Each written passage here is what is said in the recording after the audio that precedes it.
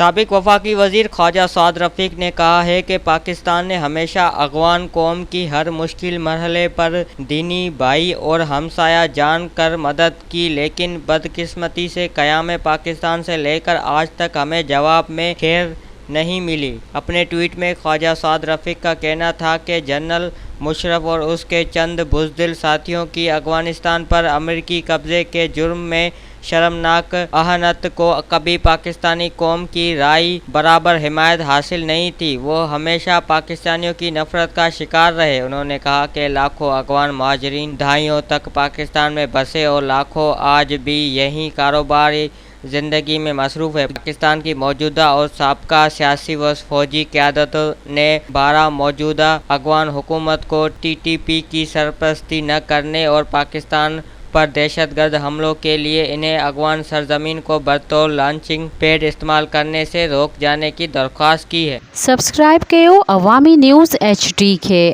تازہ ترین خبروں لا ॾिसंदा रहो عوامی نیوز HD۔